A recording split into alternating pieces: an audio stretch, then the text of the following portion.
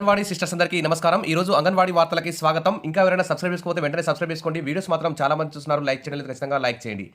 ఇక వివరాలకెళ్తే 2 తెలుగు రాష్ట్రాల్లోనూ అదేవిధంగా భారతదేశ వ్యాప్తంగా అంగన్వాడీ టీచర్ల ఆయాలపై అయితే కేంద్ర రాష్ట్ర ప్రభుత్వాలు అయితే చిన్న చూపు చూస్తున్నాయి. ఎందుకంటే ప్రభుత్వ ఉద్యోగులతో సమానంగా 9 గంటల నుంచి 4 గంటల వరకు పనిచేస్తున్నారు. ఇంకా పాఠశాలలకి, కాలేజీలకు, యూనివర్సిటీలు అన్నిటికీ కూడా సమ్మర్ హాలిడేస్ ఉంటాయి. కానీ అంగన్వాడీ కార్యకర్తలకు మాత్రం అసలు హాలిడేస్ కూడా లేవు.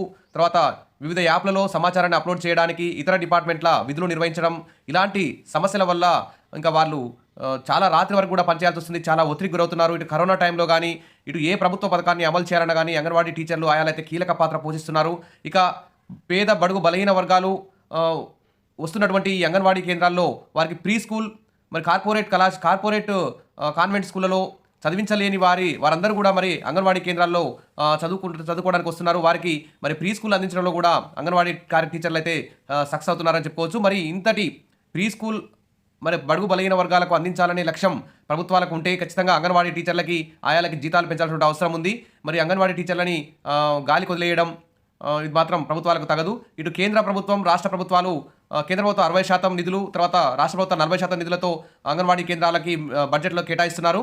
మరి ఈ బడ్జెట్లో నిధుల కేటాయింపు అయితే పెంచాల్సిన అవసరం ఉంది. ఇక్కడ చూస్తే కేంద్ర రాష్ట్ర ప్రభుత్వాలు నిధులు కేటాయించకుండా నిర్లక్ష్యం చేస్తున్నారు. దాదాపు 2 తెలుగు రాష్ట్రాల్లోనూ అద్దెల బిల్లులు చెల్లించట్లేదు. తర్వాత ఎన్నో ఎన్నికల ముందు ఇటు తెలంగాణలో కానీ, ఇటు ఆంధ్రాలో కానీ అంగన్వాడీ టీచర్ల ఆయాల జీతాలు పెంచుతామని, వారి యొక్క సమస్యలు పరిష్కరిస్తామని, అంగన్వాడీ టీచర్ల ఆయాలకు అండగా ఉంటామని చెప్పి ఎన్నో హామీలు ఇచ్చినటువంటి ఇటు కాంగ్రెస్ ప్రభుత్వం, అటు తెలంగాణ తెలుగుదేశం ప్రభుత్వాలు అయితే ప్రభుత్వాలు ఏర్పడిన తర్వాత హామీలన్నీ అటకెక్కాయి.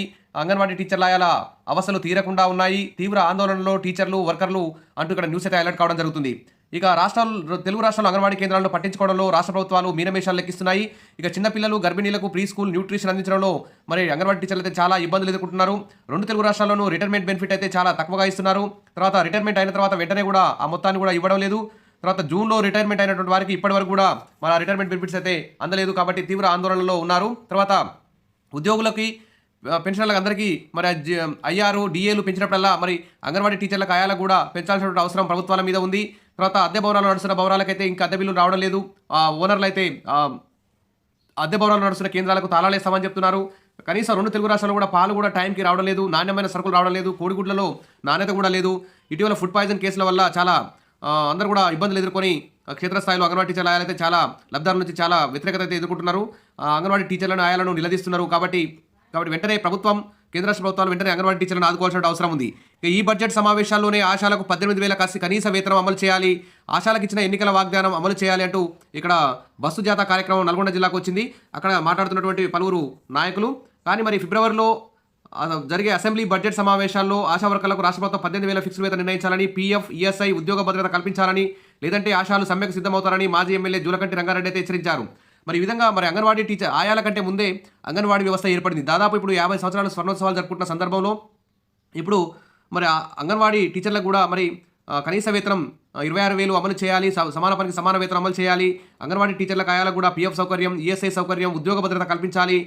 ఎందుకంటే కాబట్టి ఈ బడ్జెట్ సమావేశంలోనే కేంద్ర రాష్ట్ర ప్రభుత్వాలు ఈ నిర్ణయం తీసుకోవాల్సిన అవసరం ఉంది. ఇక ఫిబ్రవరి 1న కేంద్ర బడ్జెట్, ఆర్థిక నిపుణులతో ప్రధాని భేటీ. వచ్చే ఏడాది పార్లమెంట్లో కేంద్ర ప్రభుత్వం బడ్జెట్ అయితే ప్రవేశపెట్టనున్నది. బడ్జెట్కు సంబంధించి అభిప్రాయాలు, సూచనలు స్వీకరించేందుకు ప్రధాని నరేంద్ర మోదీ ఆర్థికవేత్తలు, నిపుణులతో సమావేశమయ్యారు. ఫిబ్రవరి 1న ఆర్థిక మంత్రి నిర్మలా సీతారామన్ 2025-26 బడ్జెట్ను ప్రవేశపెడతారు. కాబట్టి అన్ని శాఖల నుంచి, అందరి నిపుణుల నుంచి మరి ఇక్కడ వీళ్ళైతే అభిప్రాయాలు సేకరిస్తున్నారు. ఇందులో భాగంగానే వివిధ రాష్ట్రాల 2 తెలుగు రాష్ట్రాల అంగన్వాడీ యూనియన్లు కానీ, ఆల్ ఇండియా అంగన్వాడీ యూనియన్లతో సంప్రదింపులు జరిపి ఎంపీలతో, ప్రతిపక్ష ఎంపీలతో, అధికార పక్ష మంత్రులతో కానీ కలిసి తమ యొక్క అంగన్వాడీ టీచర్ల యొక్క సమస్యలు ఏంటివి, ఆ సమస్యలను పరిష్కారానికి మార్గాలు ఏంటివి, ఈ బడ్జెట్లో ఖచ్చితంగా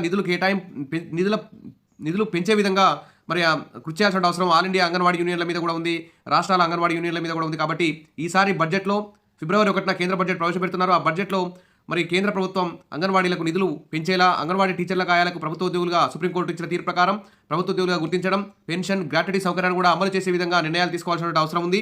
అదేవిధంగా పెండింగ్ బిల్ లేకుండా ఎప్పటికప్పుడు వెంటనే మంజూరు చేసే విధంగా చూడాలి. ఇక ఆర్థిక మంత్రి ప్రీ బడ్జెట్ సమావేశం నిర్వహిస్తున్నారు. అంటే బడ్జెట్కు ముందు ఏ శాఖకు ఎన్ని కేటాయింపులు చేయాలి అనే అంశాల మీద మరి పంజాబ్, కేరళ సహా అనేక రాష్ట్రాలకు చెందిన ఆర్థిక మంత్రులు కేంద్రం నుంచి ప్యాకేజీ ప్రకటించాలని కోరారు.